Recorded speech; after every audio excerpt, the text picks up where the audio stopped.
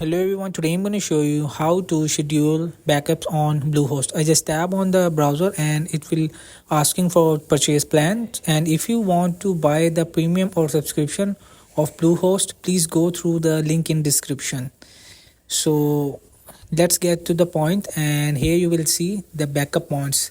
So when you create your account, you have to log in, and after you will just tab on overview, and just you will see the backups. Just tab on this backup icon, and after backup icon you will see there is the blue button backup. What is backup scheduling? A backup schedule defines the frequently that a backup job should be run automatically. For example, monthly, weekly, daily, hourly, etc. You can determine how long a backup job is permitted to run.